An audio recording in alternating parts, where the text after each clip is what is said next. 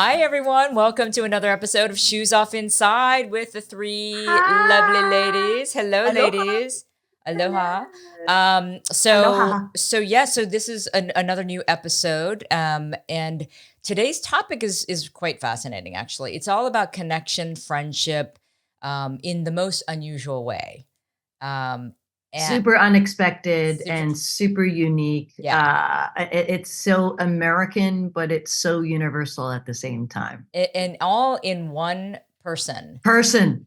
Which you guys will all understand what we're talking about when you hear the interview, but it's like intersectionality on steroids, basically. Mhm. But the On reason female on steroids. On female steroids, female exactly. steroids, right? And Right. the reason why we wanted to talk to this woman, and I'm going to introduce her in a second, is because it's the importance of connection now is so more important than ever, right? Because there's so much disconnection in the world, and there's so much division and conflict and misunderstanding, and just Well, even just especially right now going into right. election season, That's what I'm right? saying. Where It's it's like just this. really getting, It's getting heated, intense. intense, and everybody is, staying in their corners and their silos and attacking each other, and there's no room for talking or even getting informed, right? Yeah. And so this is a growing problem, and it has. I mean, we've been dealing with this for a while, but it's just. Don't you guys think it's just getting fucking worse by the day? It absolutely is. You know, I was in DC recently and I went to go visit my brother, and we are on opposite ends of the spectrum when Are it you comes to our politics. okay? But yeah, it was so hard for us to even have any kind of conversation without bringing politics into it, Yeah. without bringing some sort of, Snide comment. yes, Yeah. absolutely. Yeah. And Yeah. it's so hard just to make that connection without some sort of argument, especially when it's like somebody that you're that close to, right? Right. I Right. mean, but I find that even with like strangers, sometimes it's more difficult nowadays to have conversation, like really intense conversation. Because I Oh, love yeah. talking to like Uber drivers and like I don't know, just anybody. I love just drumming up conversation with anybody. And you talk to a person long enough, and I feel like politics always comes up somehow. Mm. Mhm. Yeah. But I Yeah. think Yeah. again, I do agree. It's getting worse, and I think it will continually get worse through the summer until the election and that decision is made and whatever fallout comes of it. But going alongside, just further along, what your love is connecting with people, Kelly, with total strangers, is that politics will come up. But then if you go through that difficult part, we will find that we have more in common because we want the same thing. Yeah. We want Ultimately, love, we we do. want connection, we want Right. safety, We we care about want a our sense of families. peace. Yeah. Yeah, Mhm. yeah. So I just encourage people to, like with our next guest, just find those connections, Yeah. and we'll be better all the more for it. It just takes a lot of persistence and a lot of patience and a lot of You perseverance. just said the right word, the patience part. I think we've Yeah. all become so impatient in Working on this that. in the Yeah. no, I know it is. I'm so impatient in this, especially the pace of life now Yeah. has created that impatience even more, that Yeah. veracity, that speed that we have to move at and Yeah. make Yeah. these I'm right. decisions. I'm right. I'll show it to you. Exactly, exactly. And then Fine. you know Yeah. what? I'm Yeah. not even going to Right. listen to you. Yeah, So I feel like the term that everybody uses, which is the most irritating term to me these days, is look it up. Yes. I yeah. hate Why don't you that. remember? It's like, Yeah. are you too old or not young? Or are you young to not know better? It's like, yeah, exactly. But Yeah. you know what, Kelly, your point being that look it up. Well, you know what? Even when you look up something, it can be wrong because there's so much misinformation and disinformation out there. Also, you can find information on both sides of, Yeah, your Correct. argument, Yeah. no matter That's what right. you're arguing That's about, right. That's right. supporting both sides. Yeah. So for me, that is the most annoying line that I'm You're hearing like, over "Grr." and over and over these days. Yeah. Yeah. Yeah. I think my Yeah. fear, and I've shared this in earlier episodes of what happened to me at my university with a student evaluation, right? Is is I think we're now living in this climate where we want to be able to connect sometimes, or we want to be able to be truthful and authentic and honest about, how we feel, but we're afraid to because we'll be attacked or it will be misinterpreted or somebody won't understand it properly. So we tend to start self-editing, right? Or censoring ourselves at times because we Mm, don't want to rock the boat. We don't want to cause waves or, it's going to rattle people too much. And mhm. if we start doing that too much, and we're starting to see that across college campuses, of course, Right. Mhm. then we're in trouble because Right. Right. our freedom of expression and speech is going to be misused, and also it's going to be, obviously quelled to a certain extent. Mm, That's mm. what I'm afraid of too, because I find myself sometimes doing that on occasion. Yeah. Because I'm like, yeah, it's not worth it. Keanu Reeves apparently said in her interview, he's like, it's gotten so crazy now that the way I deal with things is like, yeah, if you say 1 + 1 is 5, you're right. Good luck to you. That's right. He has Yeah, always been that kind of, I think it's a Hawaii thing. It's just maybe. like, just like, hang loose, bro. Like, whatever, I mean, whatever. maybe it Yeah. No, might be I a think healthy attitude, but yeah. I think in general, Asian people don't like conflict, right? Because my mom used to always say, "Shut up, don't rock the boat, Oh just, Don't yeah, make that's waves. how we Yeah. were all don't brought make up. waves, just, Yes, yes, yes. don't stick out like a sore thumb." Right, right. Yeah. That's That's sort of true. our go-to, right? Yeah. Is like not rocking the boat and just sort of, letting Yes. I mean, I'm certainly be not quiet. suggesting that that's what I'm doing because that's clearly like not my personality. It's just Right. that it's just become so heated now. No matter what you say or do, whether you think it's actually harmless. I was almost canceled several months ago for something I said on Instagram about the Middle East conflict. And I Mhm. thought it was so neutral, and yet people still found something wrong with Right. that Right. statement.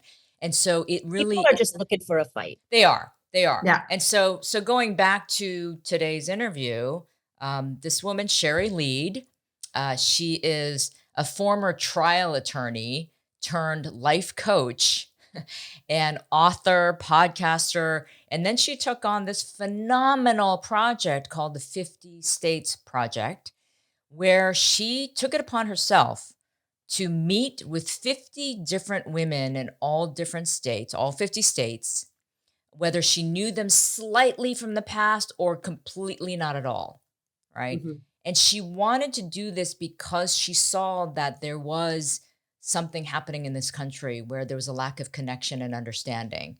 And she wanted to see if she herself could connect with different women from all different walks of life Yeah. from each state, Yeah. which I mean, it's kind of a mind-blowing In experiment. person. In In person. person, that's right. She traveled Shared a meal. on her And own had a by meal. herself Yes, by and had a herself. meal.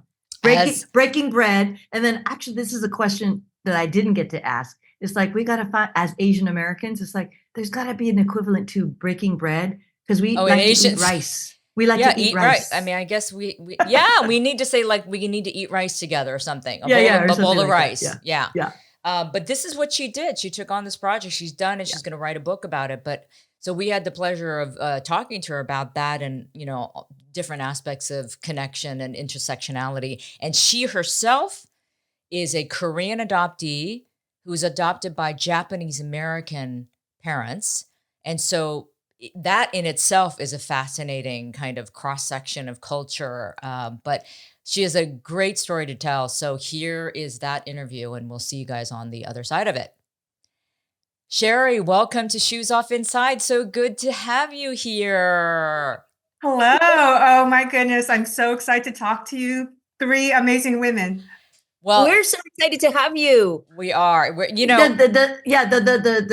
real long story short is that May, Kelly, and I saw your article in HuffPost, and we texted each other, go, "Oh my God, and she's Asian American!" So it was like tick all the boxes, and we are just so thrilled to have you on our little show.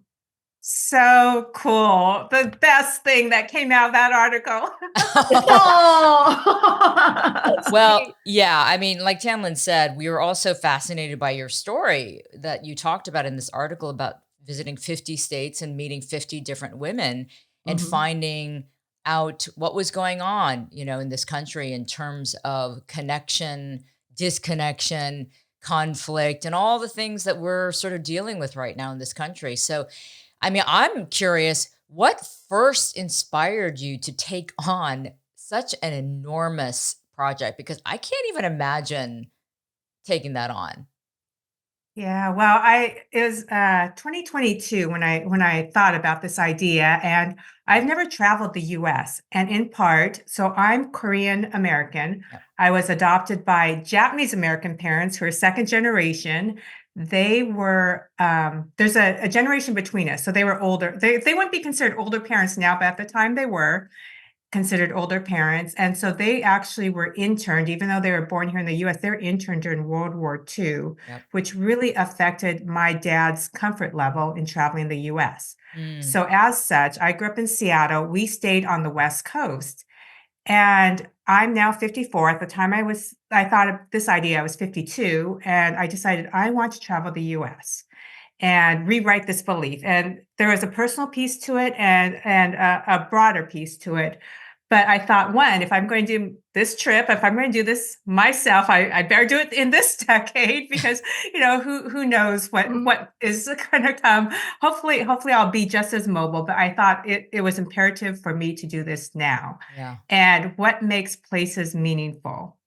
Well, not necessarily. I mean, the monuments are great, but we remember places because of the people. Yeah. Right. And so I thought, well, it'd be really great if I could sit down with a woman that either I absolutely didn't know, a complete stranger, or maybe a woman that I had contact with. Like, for instance, the four of us are meeting today online through this Right. interview.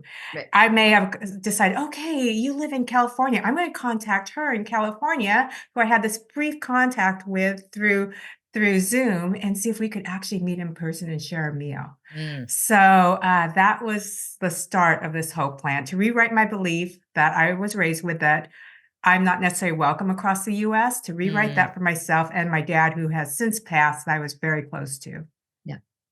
Yeah. You What did have. your parents think of this adventure? I'm sorry, what was that? What did your parents think of this Mhm. adventure that you set yourself on?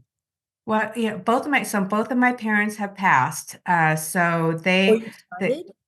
yeah, they passed. My dad passed actually when I was in my 30s. Mhm. Yeah. On a side note, very interesting, because a lot of this I thought about him as I was traveling, because he did have such a feeling of not Not fitting in belonging. anywhere Yeah. and not Belonging. belonging, and that Yep. wasn't comfortable based on his Yep. experiences. Yeah. Of Mm. And course. his second career was to teach the deaf. He taught math to the deaf community as a college professor. Oh, And, wow. these days you don't see schools for the deaf as you did maybe back in the 70s as much. Right. On this travel, and I traveled to small towns, large Yeah. cities. I mean, it was a big mixture. I swear I saw at least 5 signs for schools of the deaf, where I would just turn and see a sign that says, like Austin School of the Deaf. Huh. And, on this trip, I would talk to my dad and just say, hey, this one's for you. You're clearly here with me. Um, Oh. so even though they aren't here, I thought, well, they would be proud of what I was doing. Kind of shocked, maybe a little nervous, but I think they would have understood. Yeah, yeah. So let's ask you specifically, what are some of the most memorable people Mhm. or experiences that you had along the way? Because I know that you made an effort to really get a cross section of people from all over the country. And like you said, sometimes you went to really small towns where I'm sure you probably felt a little nervous about even being there as an Asian woman. Yeah, so the interesting thing is, my only criteria was that these women communicate well with me, because I booked all of that. So 2022, I had this idea for travel in 2023. got on top of it, had everyone booked, at least my initial group, 50 Yeah. women in like a couple of months. So it was a long time, especially for the women I was traveling to meet later on in the project. A lot of months were passing. So my only criteria was that they communicate well with me. So it Yes. wasn't a certain demographic that I was looking at. It happened to turn out that way. But yes, I was nervous. Initially, I was very nervous to travel to the South because I had, Yeah. growing up in Seattle, I had ideas of how I would or would not be accepted in the South. Yeah. I actually felt very accepted in the South. And granted, it's just me traveling. So I'm 5'2". I'm not this offensive person coming into your town that people are afraid of. Yes. And so I met some of the best people in the South. And I found out when they ask you questions like, how are you? They actually want to talk to you about it. Okay. Yeah. I did have a surprising, though, situation, which I was not expecting because it was in Ohio. Oh, that's where I grew So- Oh, up. yeah. Oh, Yep. really? Yep. Oh, okay. Well, maybe this will not surprise you then. Probably not.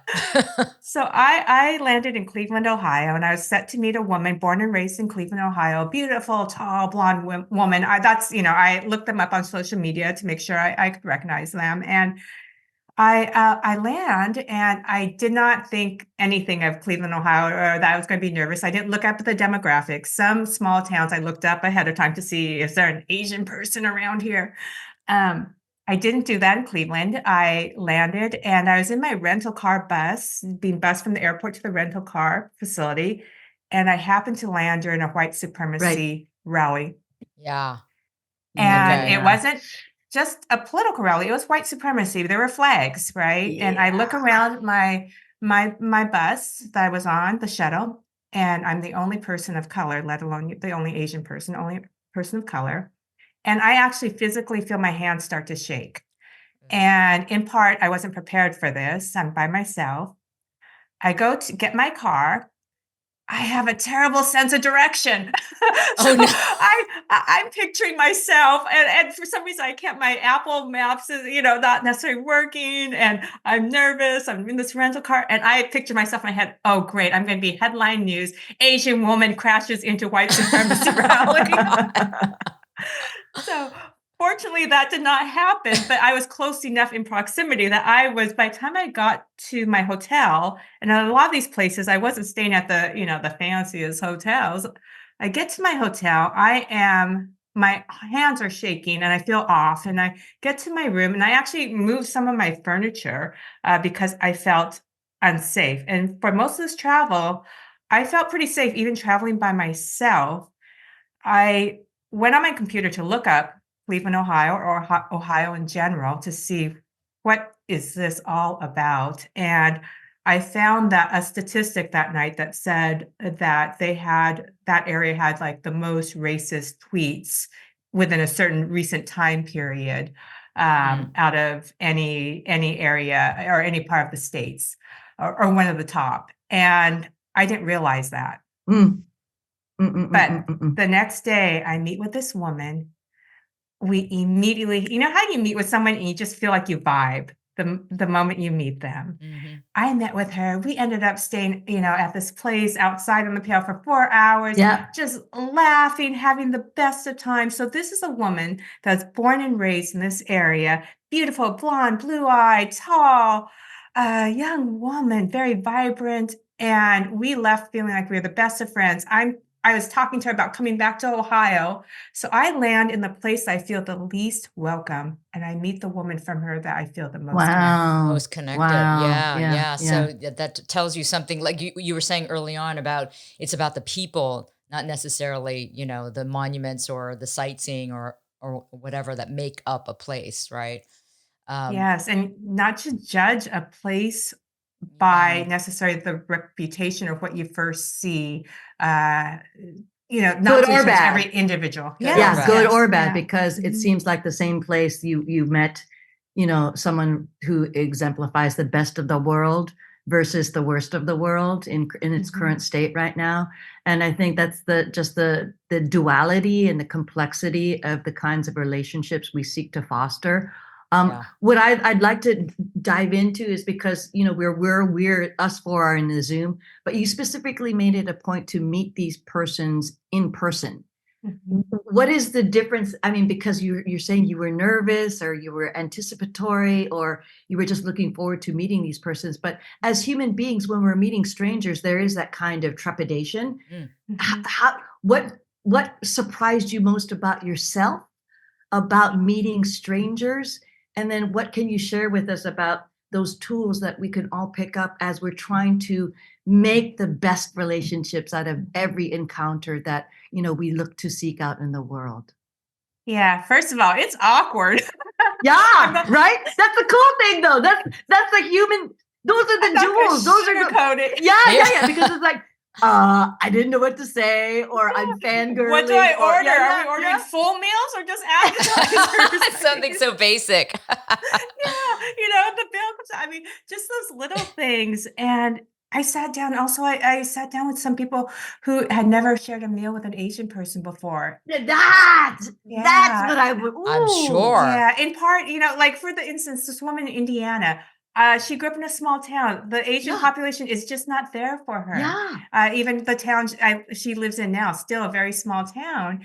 And so she's telling me, I asked, and she said, "No, you're the first Asian person I've ever sat down with, let alone shared a meal with." Yeah. And I'm like, "Wow, you are the first person from Indiana I've ever sat down with, shared a meal with."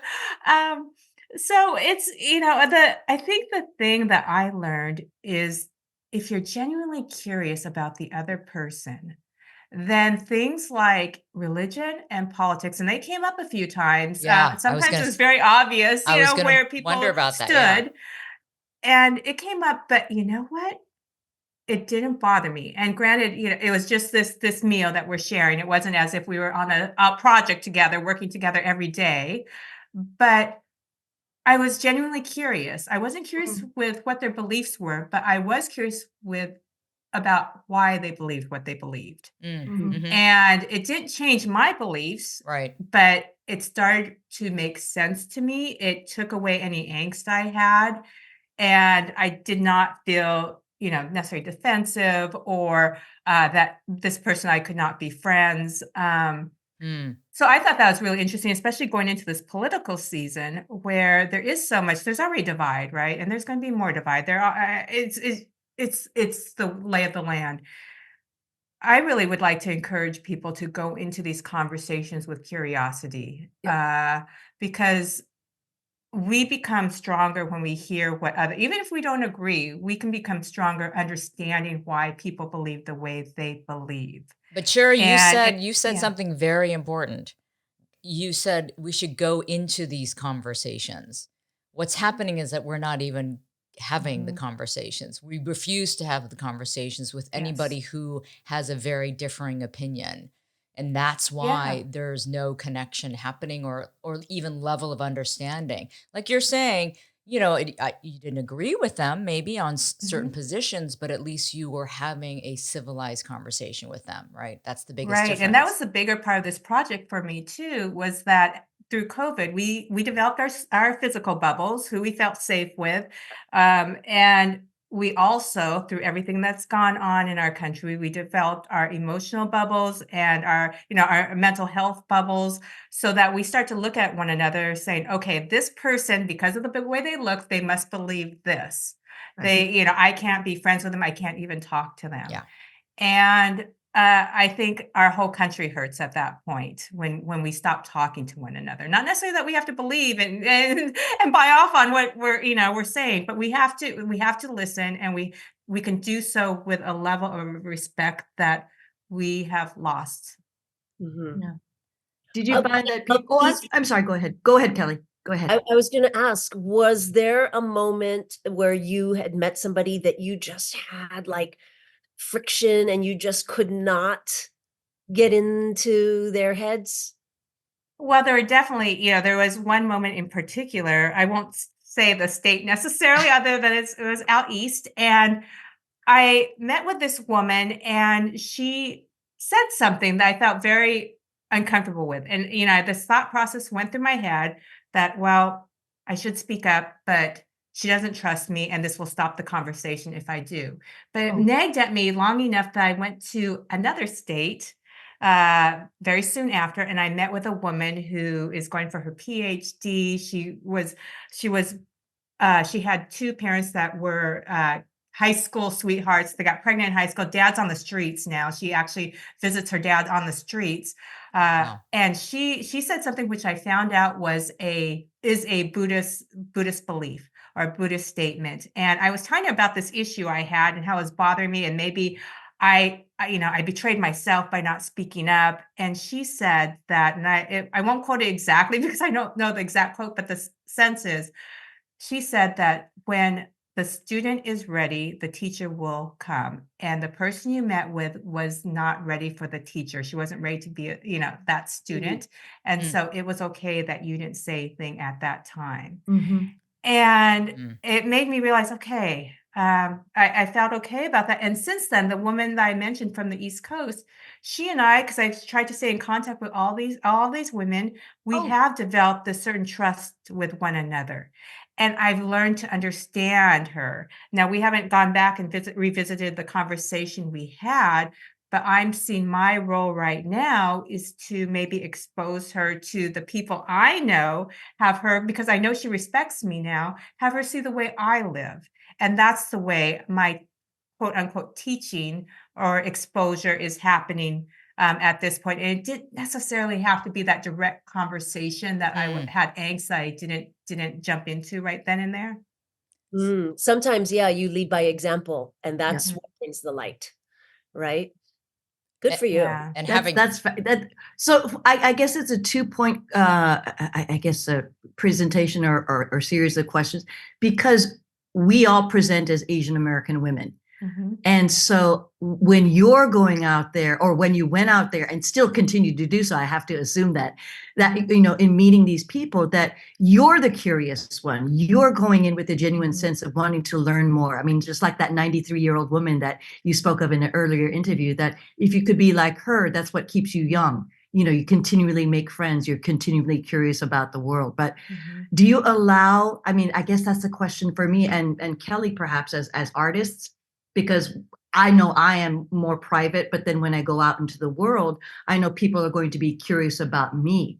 How Mhm. was it for you to be presenting as an Asian American woman? Mhm. Did you allow yourself for others to be curious about you and your experience? And what was I guess, the bridges that you could connect with out there?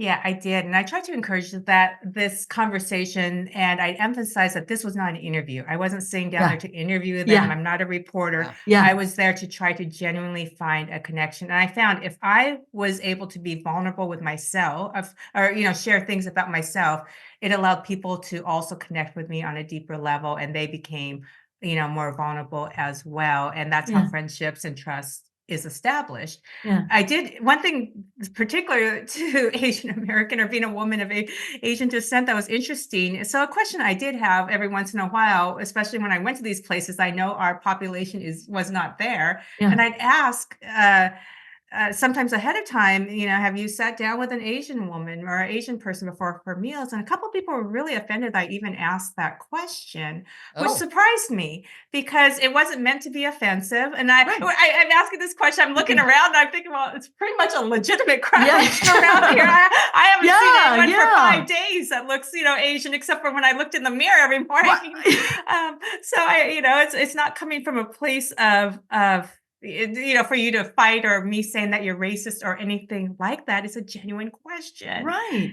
but that So was the that surprised sensitivity. me. Yeah, that's the Yes. sensitivity I think that like what people are experiencing now. Right. Anything Yeah. that is remotely racist, or Hmm. interpreted as such, they feel like it's an attack.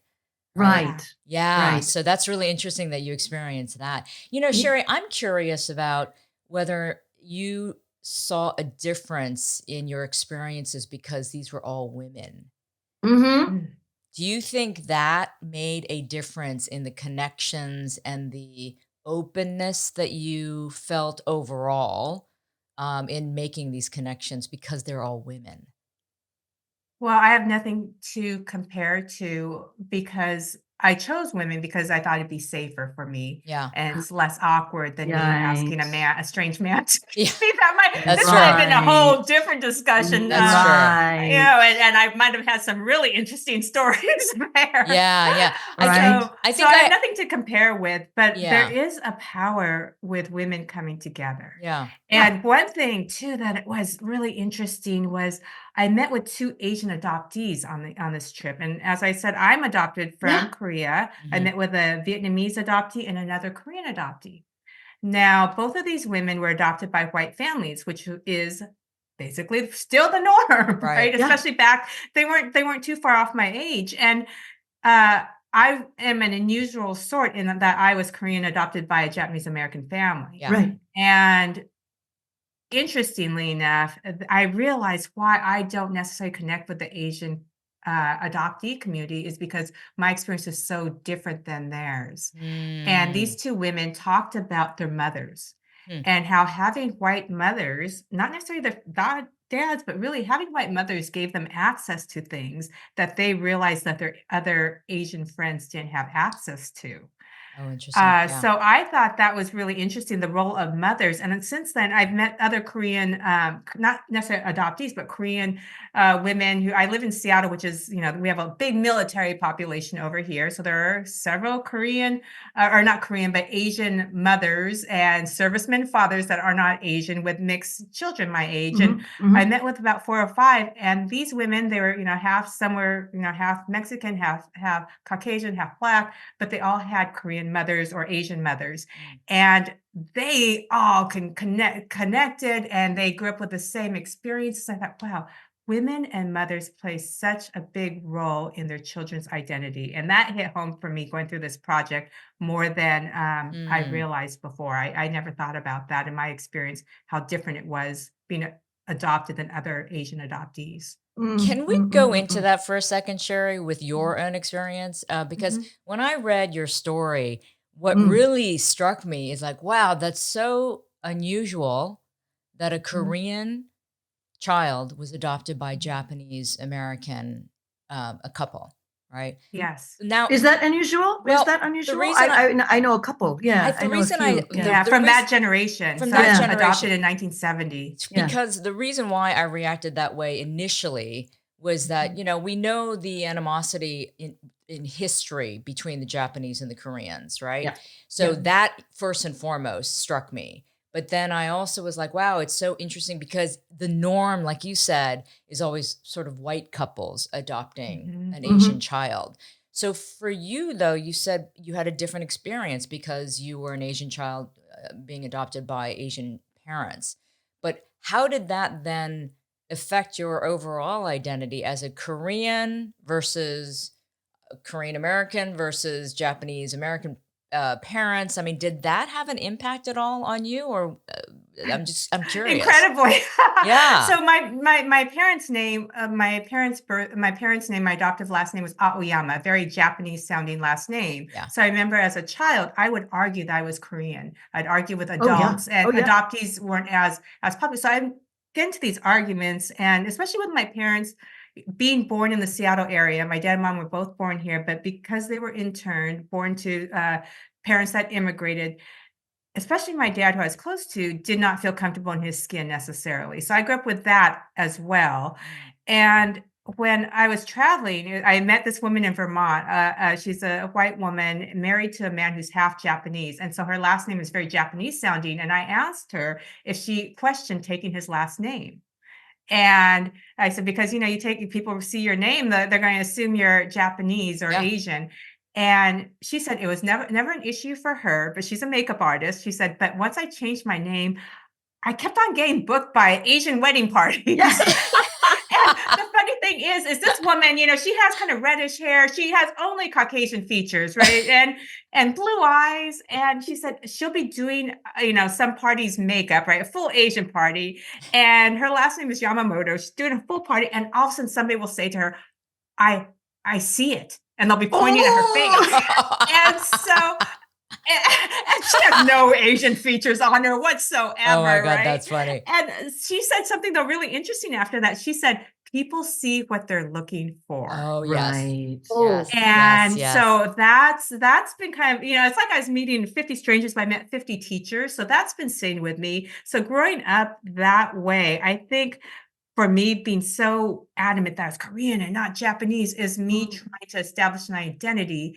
But because my parents were Asian, they didn't necessarily feel that I needed to learn about my Korean history. I wasn't exposed Right. to, I never had a Korean friend until I went to law school in my 20s. Ah, And they didn't have the education that adopted parents do now. yep. So I think part of this journey for me too is it was finding where I belong in all of this. Where's my home? What's my identity? And Mm. what did you find? I mean, did you reach a conclusion of any kind? I did, and partly, one woman said in South Carolina, was it South Carolina? Yeah, South Carolina. She said because she had been traveling back and forth across coast for work, they had moved. She and her husband had moved there maybe for 5 years, and finally he looked at her and asked her, "Are you ready to plant roots?" And when she decided to plant roots, that's when she developed a community. And as an adoptee, I was orphaned, and so I always assumed that I didn't have roots. And I went through life believing I didn't have roots. Mm, And I heard her say that. I thought, wow, I could actually plant roots. I could develop my roots and my own identity. And that shifted something for me. Mm. And I feel more grounded in who I am. I don't necessarily feel like I need to, deny my Japanese American upbringing or, try to be more Korean American. Um, but I feel like I have roots now. wow. So out of this project, that's what you got out of it for yourself. That's huge, actually. It is, I'm 54, turned 55 this year, and for the first time in my life, I really feel like I have roots. wow. Wow. Yeah, I mean, That's I'm kind of like, wow, that's so interesting that that's what Mm. came out of this project for you. That's mhm, fantastic. Mhm. That's fantastic. mhm. So Sherry, I'm also curious though of your work as a coach, as a life coach, Mhm. right? You were a trial attorney for a long Yeah. time. So how do you Mhm. go from trial attorney to life coach? That was another question. It was like, Right? wow, Yeah, you're the fighter in the court, but now you're the helping and you're guiding. the healer. You're the bridger in Yes. the court now. Yeah. Right. That's Yeah, that's quite a pivot. Yeah. this is a more natural fit, but like I said, I was raised by Asian parents, so I went to law school. Yeah. Yeah, there you go. I think I'm more artistic by nature. But, uh, and as so one thing I didn't tell you is, I'm actually going through a divorce, which is okay. That's another topic. But my Yeah. soon-to-be ex and I adopted our daughter from Right. China. And Mhm. so, I was adopted by Japanese, I'm Korean, adopted our daughter in China for a longest time. I told her she was going to have a Vietnamese child when she grows up. So I ended up, 2 kids adopted, had found out I was pregnant 2 weeks later, had our son Right. that same year. So Right. I ended up staying home after trying to, juggle everything. And when it came time for me to go back to work, even though I kept my license active, I had the benefit because we weren't relying on my income, the benefit to decide what do I want to do. And this is, Mm. this is before I did this 50 states project, but I had a number of life experiences, including adoption, being a mom of an adopted child. I'm also a cancer survivor. So I thought all these things have been given to me for a reason. What do I Yep. do with it? Yep. And this was more of the natural fit. I wanted to originally, going into college, I wanted to be a TV, I wanted to be Connie Chung Oh. going into college.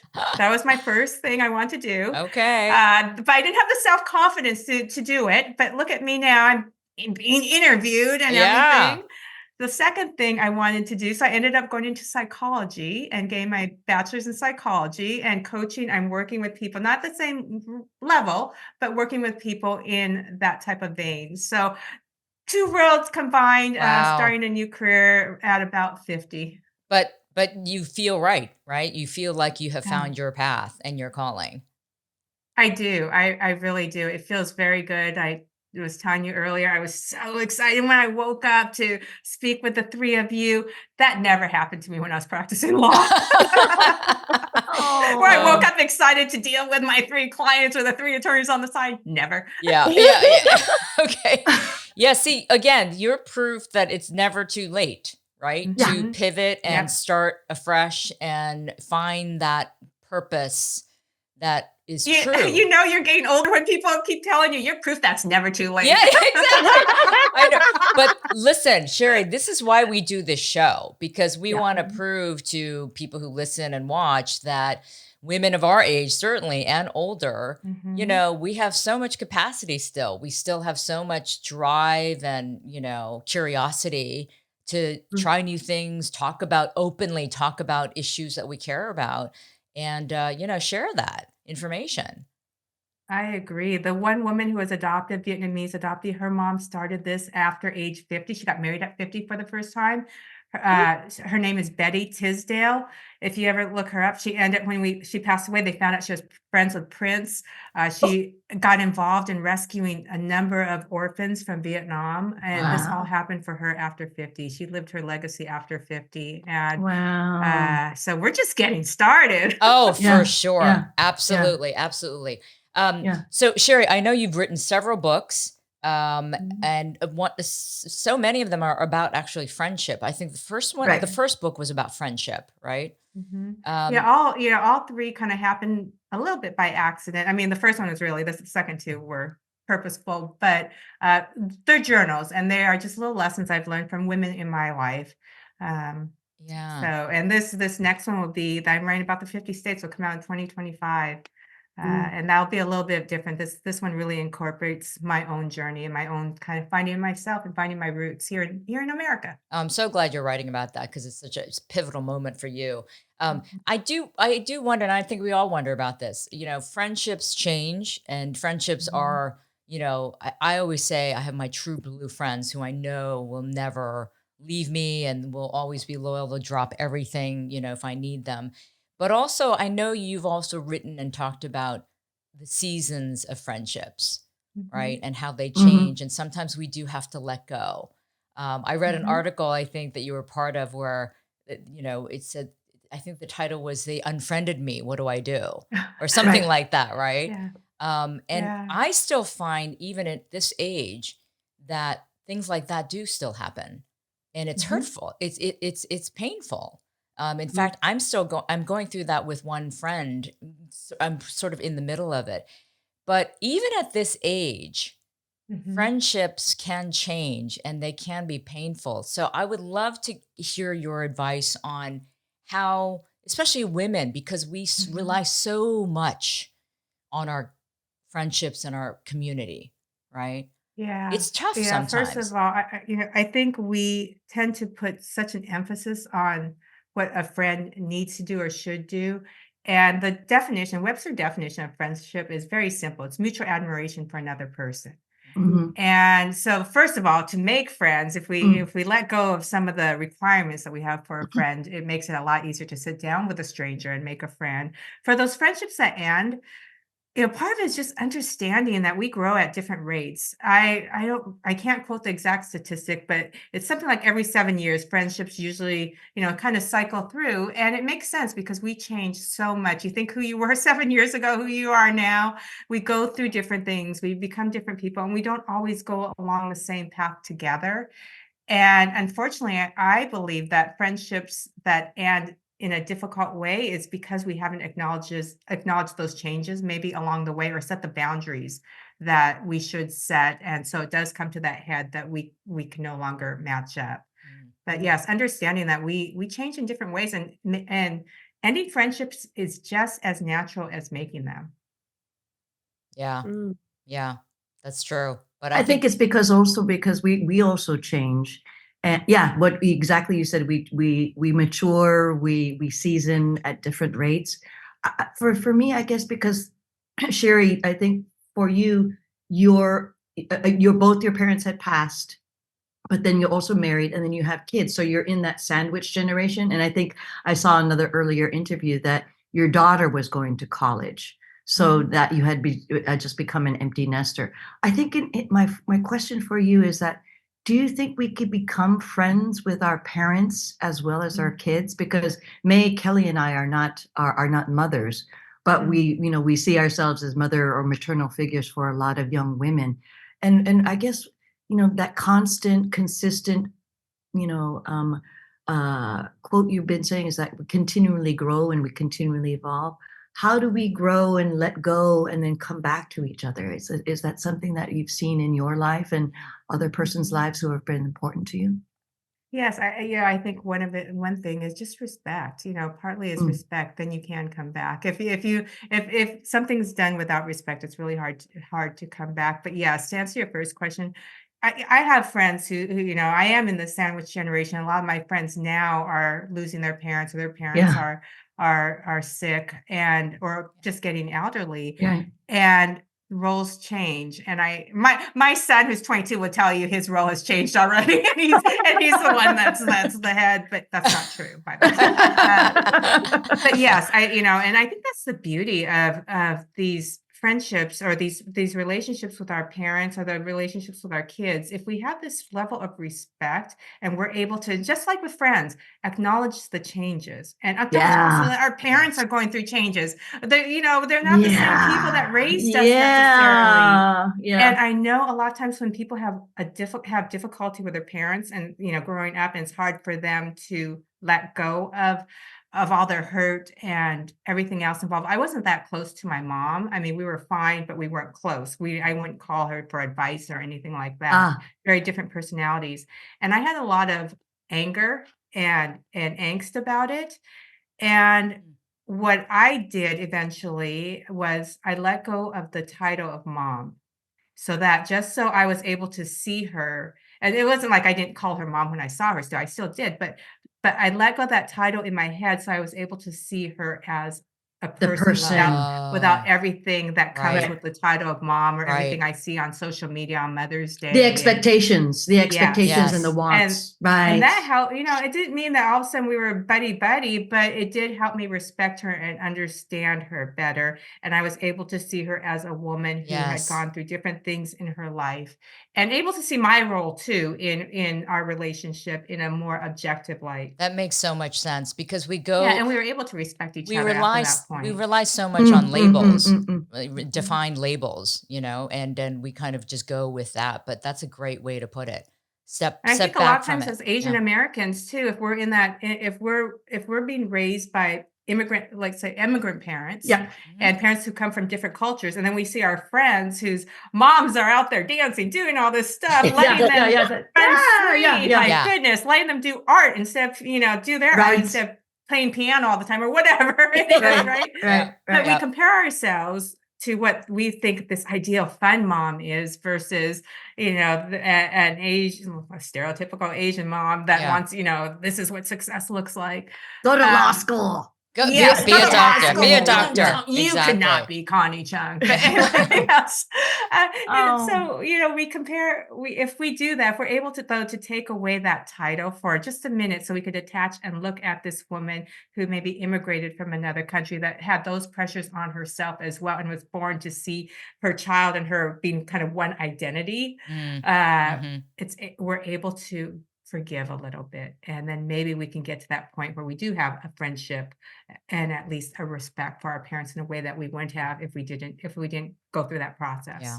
Mm. Yeah, Kelly. and I think oftentimes what happens is once you decide to make that change, to see them in a different light, they automatically are given permission to let go as well, Mm. and they become different people. Yeah. And that happened with my mom and I. When Ah. I decided, to just start having a better relationship with my mom and start forgiving, I actually started telling her how much I appreciated her, and Mm. all she needed was to hear that. And it Oh. just changed everything. It Yeah. changed all the dynamics in our relationship. Did it Yeah. lightened like the It burden? absolutely lightened everything, Yeah. and Yeah. it wasn't so much, us getting one over the other, or, there wasn't so much of a power dynamic anymore. Yeah. There was more of, a power struggle. There was a different dynamic between us, Huh. and it was just lighter and easier, and, more I had never known that my mom had such a good sense of humor until recently. Oh, how I was funny. never Really? Yeah. growing up. Isn't No. that And now funny? she makes me laugh all the time. That's beautiful. That's Yeah, that is absolutely beautiful. beautiful. Yeah, Yeah. because I Yeah. feel the same way about my relationship with my mom. It has evolved. it has lightened. And now I feel much more comfortable with her in terms of not being so definitively like she's in command and I have to, sort of adhere to anything that she says or, commands me to do. I So even yeah, asked my mom about it because I really. said, "You notice that we've changed out in our relationship?" And she said, "Yeah." I said, "I know why it happened for my part. I made a conscious effort." But I said, "Why do you think it changed?" And she said, "Well, you're older now, you're over 50." She says, "I like the person that you've grown into. I think you're Yeah. responsible and Yeah. Oh, Yeah. you're good. You're Yeah. exactly, Yeah. what I was hoping for. I don't have to mother you anymore. I don't have to tell ah. you what to do anymore." And I was like, "Hallelujah." Well, I can't say that yet about my mom. My mom still Yeah, tries to tell me what yeah, to but do. So does she really? I mean, again, do they really ever stop mothering? That's no, that's a I don't different think so. I question. don't Yeah, I think, don't think so. yeah, Yeah. yeah. I think Yeah. she's always, There's always going to always be the mom. advice, but I think I can take it a little differently now too. Yeah. Yeah. Yeah, that's true. Well, I think that's what it is. How do we handle it now versus Yeah. when Right. we were younger? Right. And So, especially with Sherry now, because of her extremely unique situation of being a Korean adoptee by Japanese American parents and having adopted a girl from China is like those conversations are so unique. so That unique. that line of communication between she and her daughter are going to be ensconced in something that can't be replicated or can't be found by her daughter really, really, easily outside in the world. So Yeah. I applaud Sherry, in your effort to just open up your own lines of communication. So because the focus really is about what we can do for our kids, the ones that we Yes. bring into the world and whom we love and have responsibilities for, and scare the crap out of us. It's like, oh my God, what is she doing? But I get that for I guess for a last question is like going around the world because we're Asian American women of a certain age. Mhm. How did you feel? Did people come to you with a certain set of expectations, and then it's like, were you able to say, I am this, I am an Asian American woman of a certain age, but I'm so much more? I mean, how were you able to navigate in those 50 conversations across across the United States? It's interesting. I think people a lot of times when they sit down with someone, they tend to be more focused on themselves a lot of times, especially if it's with a stranger. So that piece was interesting to me because some people were very nervous, even though I'm just somebody from Seattle. Yeah. And interestingly enough, I felt like a few people were really excited, like they had kind of conquered something and proved something because they sat down with an Asian person, and Yeah. that they were a lot more, I don't know, accepting than maybe what it looked like on the outside.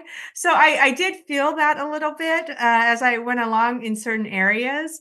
And some of them were nice enough. They had their friends curate things for me and little trinkets from the area. But I think the thing that's interesting about being an Asian person, and you have these conversations. I had a conversation with a woman about the internment, and her family had also immigrated, but from Europe. So we talked about World War II Mm.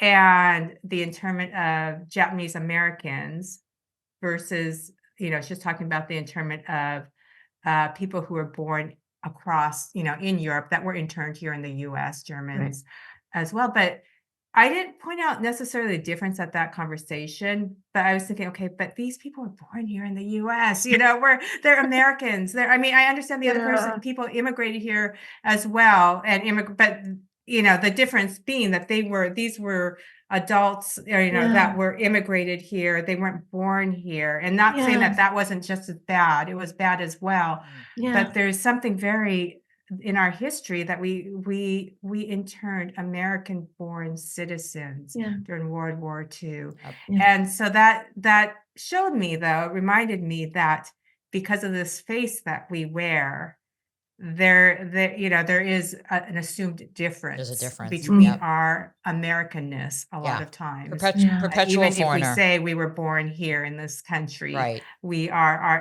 the expectations and the ideas of how American we are definitely still is prevalent. Yeah. Yeah. But Yeah. what you've done, Shari, is like It's every aspect of intersectionality. I mean, it's pretty incredible that you embody that, but then this project also sort of represented that. So good on you for taking that on. What a massive, massive project. massive, Massive. And the massive, fact that you and did to it. have to have a deadline that you're going to finish your book by 2025 is like Yeah. Yeah. that's next year. It's Yeah. like, And it's oh my timely, God. right? After the It election is and whatever's timely. going to happen with our country, Yeah. you know, Yeah. to talk about bringing us together, no matter what we look like, who we are, and I don't know, you know, it's kind of cool when I didn't think about it at the time, but when I think about it now, you know, 50-something-year-old Asian woman traveling the US by herself to Yeah. meet strangers. Yeah. I mean, that's pretty freaking cool. So I'm proud of that. I mean, that's what caught my eye with that article because Yeah. I was like, this Yeah. is not normal, you know. I mean, Yeah. even if it was a white woman doing this, Yeah. it would still be unique and unusual. So Mhm. the fact that you were an Asian woman being willing to go out on her own to all 50 states and meet strangers is phenomenal. So congratulations on that. Shari, how can everyone find you? My name, Shari Leid, Shari, and last name is Leid, Leid, or my website is very long. It is animperfectlyperfectlife.com. Great, Yeah. great. And What- you've got a YouTube page and an Instagram handle. yeah, you have and all of the I- social media, all of right? all of the and the three Ah. books that are out already, and then the fourth one that's coming out in their way. But Yes. I took a look at your all your domain, and it's super impressive, and it's super encouraging, and it's super inspirational.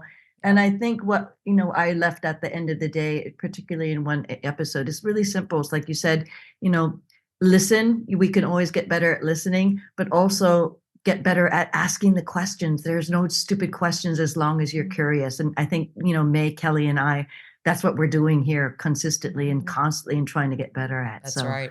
we That's just want right. to raise you up and say, Yeah. hey, you're part of this Asian American sisterhood Yes. at a certain age. So Yeah, Absolutely. exactly. Thank you. Exactly. It's the best thing that's happened to me this year. Oh, Thank you. well, how fabulous you're part are of the we? sisterhood. So anytime, just Definitely. reach out to any of us. Yeah. Definitely, Absolutely. definitely. Are you kidding me? All right. Well, Yeah. thank you, Okay, well, Shari. you never know. I might be asking you out for a meal. Well, Of course. I was of going to say, course. Social yes. media. I was going to say we've met DM me. once, but we can certainly meet in person and have a meal. Yes. So Yeah. We're Um, already having a hard time meeting in person. I know. It's hard. It It's is. hard. Everyone's is. in California? yes. No, I'm in Vegas now. She's Oh, in that's Vegas right. now. That's Okay. right. But she comes home to LA quite often enough. So it's Yes. again, Today, right just, after this. Oh, you Yeah. are? Okay. Yeah. Okay. well, Yeah. Okay. Seriously, anytime, Okay. Shari. Thank you so very much for being Thank you, with us. Shari. All Yeah. right. You take care. We'll see you soon. All right, bye. Bye. Bye. Well, what a fantastic story that she has. I mean, and what courage, that's the other thing I wanted to say, what courage that she has to take this kind of project on and to really kind of face, not only her story and then learn from it, but also share her story in this way. Yeah. Right. Yeah. I love It's how a open she is. yeah. Yeah. To hearing other people's story and and just being sort of open to conversation and Yeah. um And I having the think that patience. I have a lot to learn by way of just sort of being open to anything, anyone. Yeah. Right.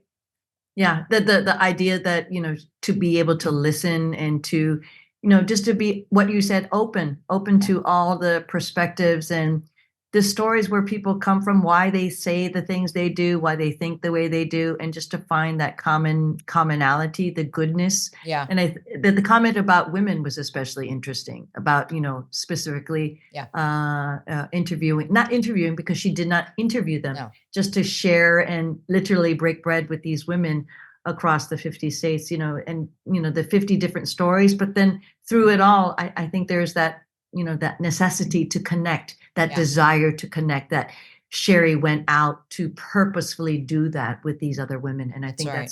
it's not only a courageous thing, it's a very human thing to do. It's natural, it's necessary, it's life affirming. Yeah. Isn't Especially that now. interesting? I mean, it would have been a completely different experience, I think, if it was a man Yeah. Doing it. Are you Yes. kidding? other Oh, men. I don't even know if a guy would do that, but yeah, but no, you're right. Absolutely. Cause there wouldn't be that level of deeper connection and wanting to break through some of those barriers Yeah. likely Yeah. because, I with hope men, I hope that this maybe there's a guy out there that will see this and will be encouraged look, to do that. I Would be look, we're, such a nowhere are we suggesting that no man is capable of connecting and having a no. deeper understanding. Of course not. There are plenty of guys, who do have that capability. But women in general, we can all admit that we have a stronger ability to connect, but also a willingness and a need for that Mhm. connection, right? Yeah. Yeah. Yeah. Yeah, yeah, There's something inherent about the feminine quality, for sure. about the anima. It's there. I mean, and yes, this is our subjective opinions, and there's no scientific proof, but there is that kind of spirituality, that feminine spirituality that cuts through a lot of the ring or the noise, Mhm.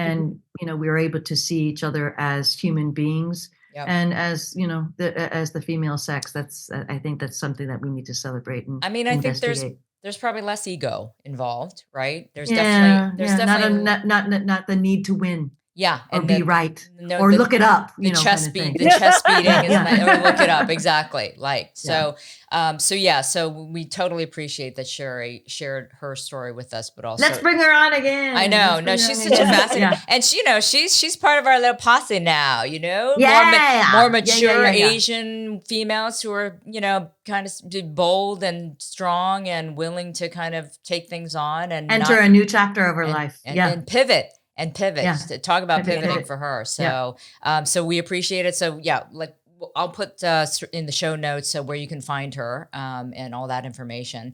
But also, what are we all wearing today together?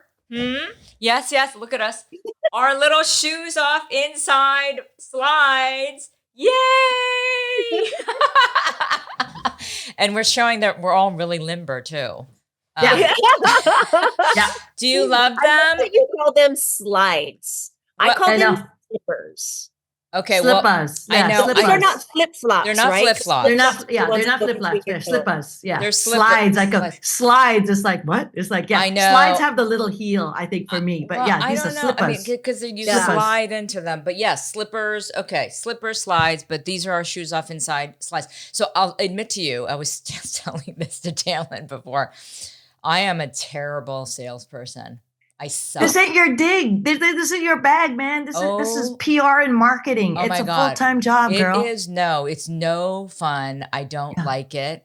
I have Oh. done very poorly with the sales of our slippers. Oh, Terrible. Because I just I don't know how to do it. I'm not a good salesperson. I'm not good at marketing shit, and I mean, it's terrible. I think these slippers are so fucking cute that everybody They're would want so them. cute. But They're I'm so like, cute. I'm so, so yes. So just, so cute. I will admit it that it's been bad. Like I've done a terrible job. Terrible. So But if you're interested, yes, I'm going to put the where can we information. buy them?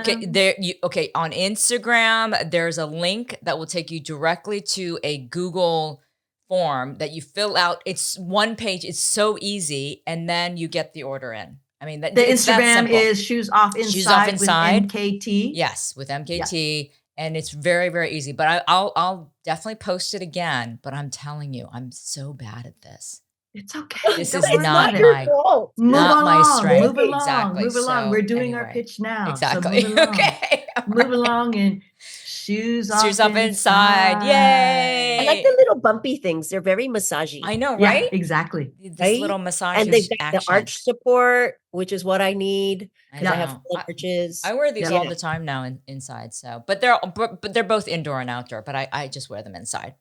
Yeah. All right. Yeah, you have one pair for inside and one pair for outside. That's correct. Ooh. That's You can't do both. No, you can't. You really can't. Yeah, that's Yeah. icky. That's totally icky. Okay. So, all right. Well, ladies, always lovely to see you.